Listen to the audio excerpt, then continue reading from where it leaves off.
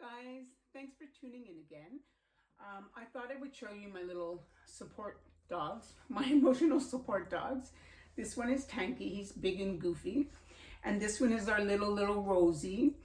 She's the little chin that I always hoped I'd have. I wanted a tiny little black and white girl just like her. And she has a wonderful personality. She loves everybody and everything, but most of all, she loves to be loved. And who doesn't?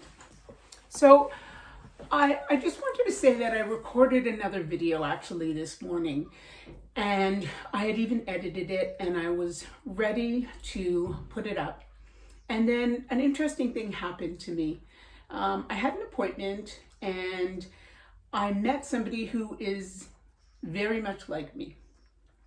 And it was a very mundane opening a bank account appointment, and it actually turned into a real connection with another human being. Those are the moments that really make what I personally am going through worth it. And because he actually taught me a lot, and I was able to tell him a lot because of my experiences about his health. So he's also diabetic and he's also overweight and trying to manage that. He's a lot younger than me. He's only 40 some odd years old. But I've had diabetes for 40 years. So I was able to give him some advice that maybe which he told me he didn't know. I also explained to him about mansplaining. Ask any woman, they'll tell you what that is. So it was a great encounter. I probably won't see him again, except if I have to go into the bank for some reason. But it was very, very fulfilling. And then I came home, and I had been on Twitter this morning doing my thing. And someone was trying to rile me up, wanted me to argue spirituality and science. And I just said that science and spirituality coexist. And Einstein was a very spiritual man. There's a psychiatrist, his name is Dr. Brian Weiss, that has been a real inspiration to me. And but he was having none of that. And he just wanted to argue. And I finally told him, look, I'm not going to argue with you. That's it. We're done. Got off Twitter.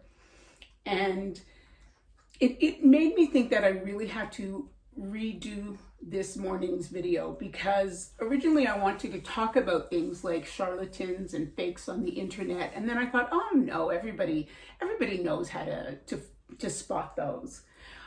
But then I realized that not everybody does, especially younger people, because they've grown up on the internet. They think that practically everything they see is real. And that's how some of the people who want to take advantage of you, or of people, not you in particular, but of people, that's how they get away with it. For instance, everybody has seen all those funny looking recipes where you pour like milk or you take a milk carton and you put in some flour and an egg and a piece of chocolate, and you put it in the microwave, you shake it up, put it in the microwave, and it comes out as chocolate cake. Okay, so many people have tried it and it doesn't work. And it doesn't work for a reason, because scientifically it is impossible to do that. So I just want to tell you about one of my favorite debunkers on the internet. Her name is Anne Reardon. She's from Australia. She has a channel called How to Cook That. And she is a food scientist, and she's also an amazing decorator, dessert maker. She makes the most beautiful things. And if you like that type of thing, you should follow her. And, because she gives really good directions on how to duplicate what she does. I love to bake, but I'm more interested in my food tasting good. And because I'm not an artistic person, I can't make them taste good and look like a purse or whatever is in style these days, okay? So that's why I don't even bother with that. I have my little, swirls and things like that, and I'm very happy with that. So she's really great for debunking that. But also, her and her husband, they also do videos on how people on the internet get away with like these food channels, supposed food channels that show you how to make all these nifty things, these food hacks or life hacks that don't work. And they get millions upon millions upon millions upon millions of views. And that's all that they're looking for, because they get advertising revenue from that. So her and her husband go really in depth, probably more in depth than I understand anyways, on how this works, why this works, the algorithms part of it. Again, this is not my area of expertise by any means. I'm lucky that my husband is an engineer, software engineer, and so he helps me with all my little weird problems that I have with electronics and things like that.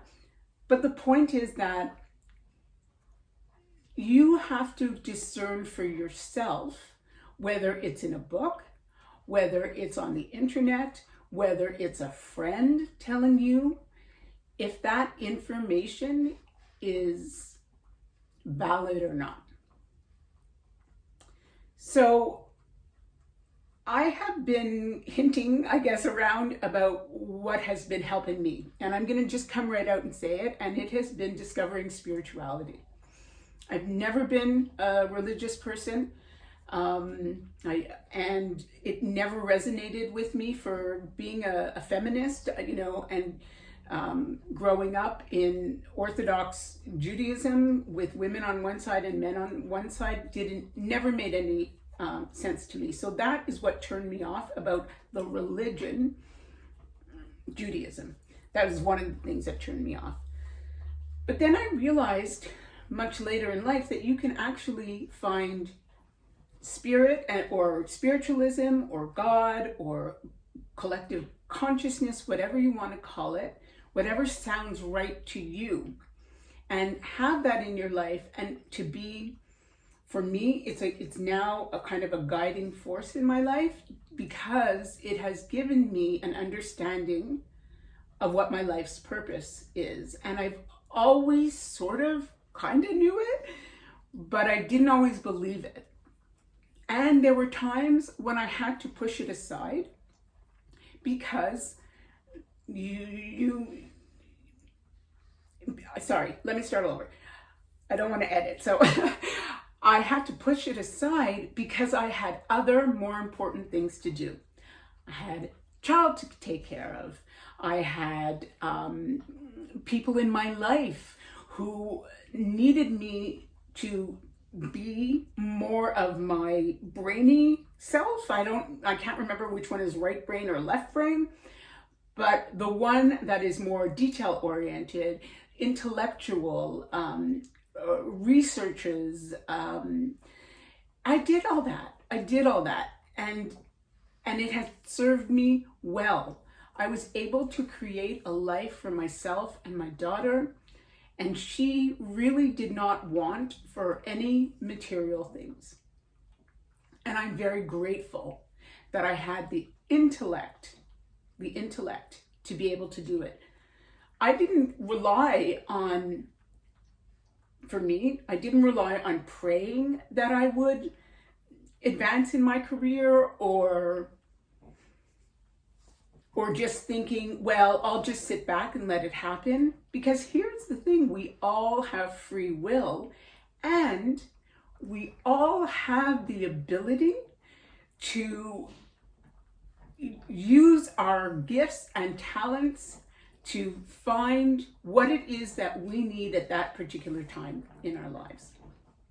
So I really became a lot more myself again when I met my current husband, and he was very supportive of me leaving a very high pressure job that paid very well, in order to become more of a mother to Lily. You see, when she was a baby, I couldn't think about things like that, because all I had to do, my purpose in life was to be her caretaker. And when she was young, it was, food, clothes. She thought it was a Disney store at one point, but that's another thing. All those things were so important to me in my life. And so that's why I decided, when my husband said to me, it's okay, you can take a lesser paying job and you can spend more time. Well then, wow, it changed my world, because I was allowed to join the parent teacher association and become the president, co-president, and do all these events for school and meet these wonderful people. And it was very much in my world a blessing. So that was, I think, kind of the beginning, believe it or not, of my spiritual journey, was just allowing me to be me. And I'm forever grateful for that. But I'd like to go back to the topic of fakers and charlatans and things like that. So, because I know, my husband included, that there are a lot of people who are concerned that I've kind of fallen into something that may not be real, or I'm being taken advantage of, or people will take advantage of me. Well, the first thing I want to say is that as an empath, I am very strong and very powerful. People don't look at us that way. You'll see a lot of pop spirituality on the internet that talks about empaths are victims of narcissists. And well, my belief is you're only a victim if you allow yourself to be a victim. And I have been a victim of narcissists. And when I finally came to realize it, I stood up and yelled loudly and clearly, enough, go. So I realized that I've been able to use my gifts longer than I think just this recent period of time where I've become so immersed in spirituality. But then there are other things earlier in my life that I needed. I had mental health issues and I had to deal with that.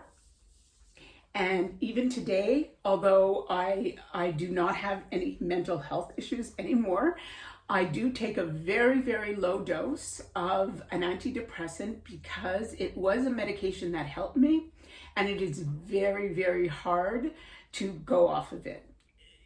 I won't go into all the details, but it would take probably months and maybe more than a year to try to go off of it. And it's just not worth it to me. I'd rather just take that one pill a day and feel normal all day.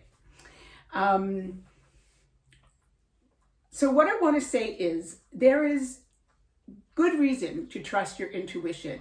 And now I trust it more and more and more, and it makes me really happy. But the other thing is that you have to do your own research. You have to look into anybody who is attracting you and really look into, are they good for you? Because not everybody is, not everything is. We all know about charlatans and fakers in religion, in psychology, in spirituality. And there are a lot of people on the internet who are only there to make money. Now, it's not a bad thing to make money. It's okay. Money itself is not bad. We get to do a lot of things when we have money available to us, travel and things like that. It's when you are so attached to money that you get into trouble. And fortunately, I have been learning how to detach from money because money was always very important to me. And it has allowed me to open up another part of myself that I have now realized is very fulfilling and fulfills all the relationships in my life. So I'm going to leave it there for today. I just had to quickly come and record this. I hope it's good enough to upload. And I just wanted to say, again, if you're watching this, thank you so much. And I hope to be with you again soon.